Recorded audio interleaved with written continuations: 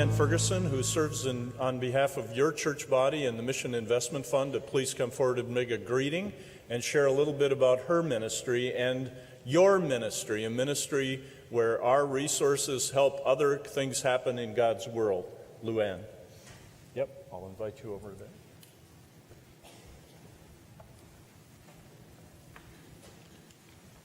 Thank you and good morning. It's a pleasure to be with you here this morning, and I want to start out by thanking you for all the good work that you do in this synod.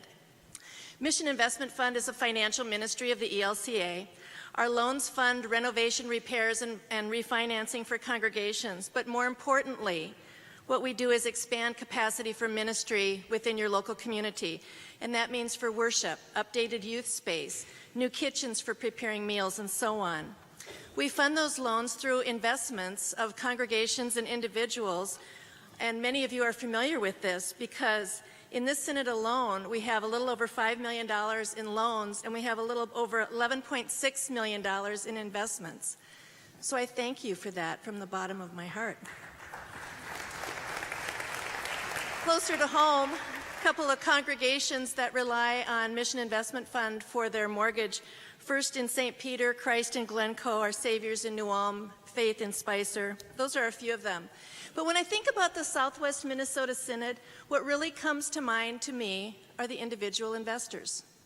Every couple of weeks, I get a call from someone in this synod who says, I'd like to make an investment in the Mission Investment Fund because I want to help the church. And I get more calls from this synod than any other. And so I wanted you to be aware of that. I also wanted to share with you something about my job that I don't often talk about, and that's when I get a call from a pastor who says, Luann, we have received a large undesignated gift from an estate, and we'd like you to come out and help us figure out how to steward that gift. You don't realize the impact that those gifts can have on a community church, and what you don't see is the awesome reverence that the committee that's been appointed to steward that gift has when they have that responsibility. And I'm quite confident that some of those gifts go on to bless that community of believers and their larger faith community for years and years to come. So I'm very thankful for those types of legacy gifts within congregations, and I'm thankful for the opportunity that we have to work with those congregations when those undesignated gifts come in. On a personal note, I'd like to talk about my son, Connor. Connor's 11, he's my youngest, and he has investments in the Mission Investment Fund that he's had since he was 8. And you'd think he had $1 million in the Mission Investment Fund, but I can assure you he has a very, very small investment. But last August, I didn't have childcare for him, and so I took him along with me to First Lutheran in Little Falls, who had just completed a sanctuary renewal project.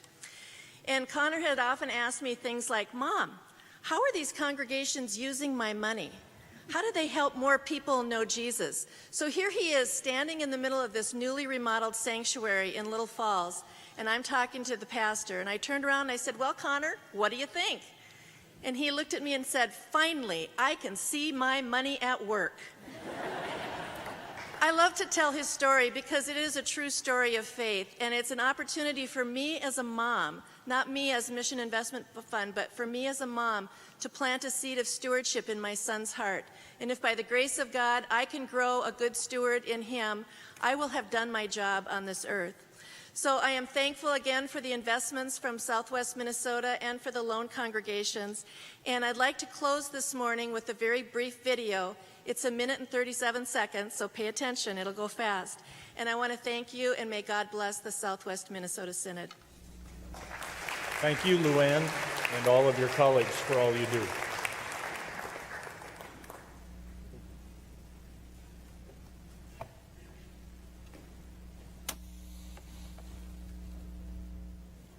How about if I give some brief announcements while they work on that?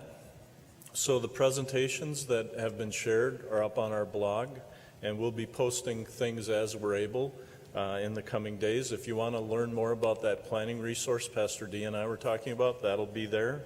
We have about 40 binders that are left. If you'd like to take home one of the local mission binders, you can pick one of those up in the back. I think they'll go first come, first serve.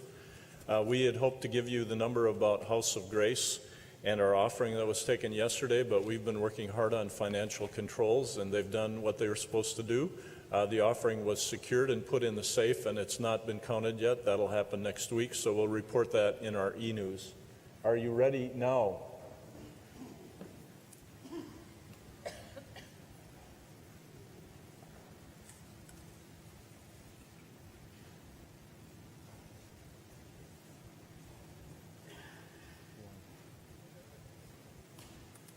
Jacob, while Chris is working on that, why don't we pull up our little voting machines and we'll run through that survey that I shared with you, which I was going to show after this video, but maybe we could try it before that. So start up your voting machine.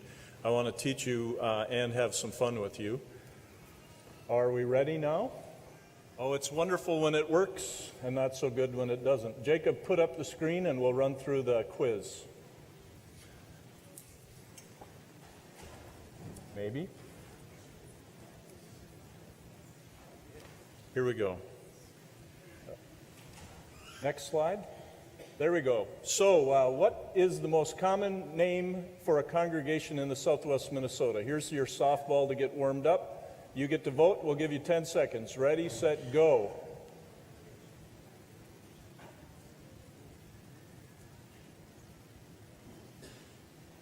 Okay, Jacob, show us the results. The answer is Trinity, actually, but B first got the most votes. Okay, let's go to the next one. How many call processes has your synod staff and congregations in our synod then walked through in this past year of 2013? Ready, set, vote.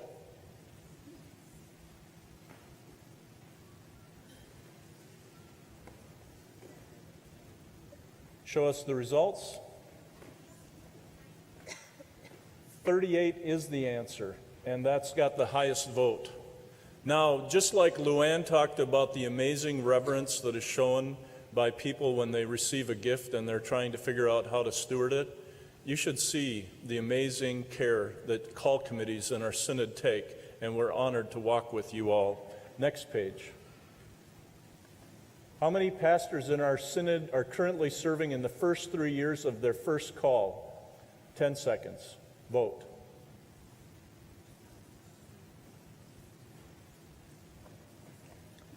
The answer, please. And the answer is actually number C, 26 first call pastors. So we're blessed to have a lot of great young leaders, and it's one of the best part of our synod's life. Next. How many pastors, in the last 10 years, how many of our candidates did we grow to become pastors in our synod or to serve in other synods? How many did we grow? Please vote.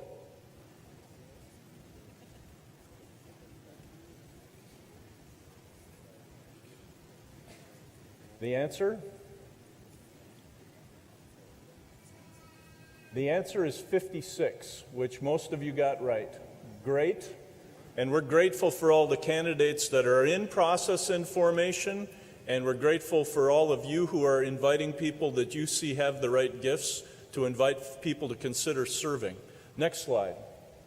What was the total number of seminary graduates assigned to our Southwestern Minnesota Synod in the last 10 years? Again, vote. The answer, please.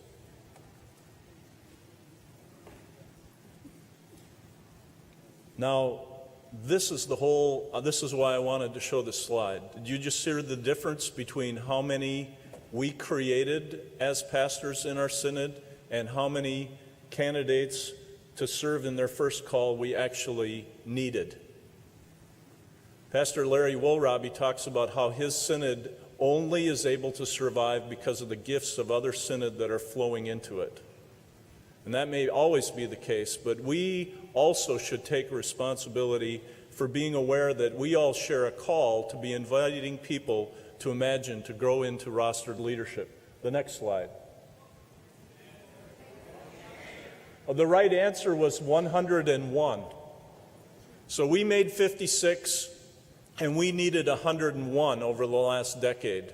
So about half of what we needed, 6 out of 10, I guess it is. The next one, how much scholarship money was given this year to seminary students from our endowment funds? Ready, set, vote.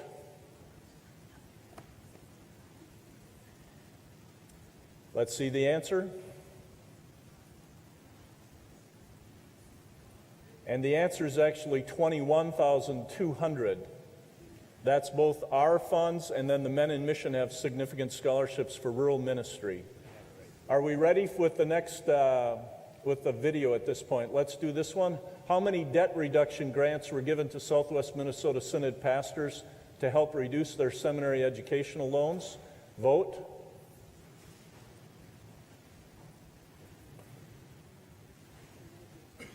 And our answer. The answer is 29, and we're grateful for the gifts of people that are allowing us to push down our pastors' seminary debt as quickly as possible so they're liberated from their financial constraints that are significant, so they can teach about scholarship because, or teach about stewardship because they have also been generously supported by God's church. I think that's the last slide that I had. So let's see if the video will behave now.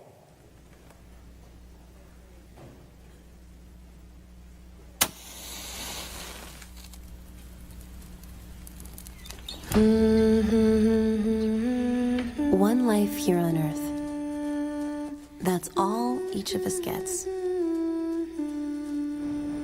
One life, one light, to use as you see fit.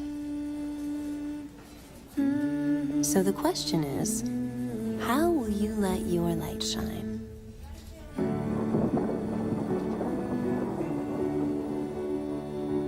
When you invest your savings in the Mission Investment Fund, everyone's light shines brighter. That's because we use the money you invest to fund building and renovation loans for ELCA congregations and ministries across the country. And with every loan we make, you help put love in action. With every single investment, you share God's love with the world.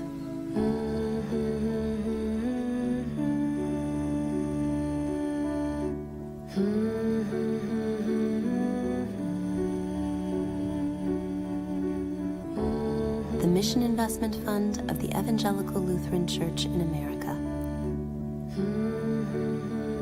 God's work, our hands. And we're all church together.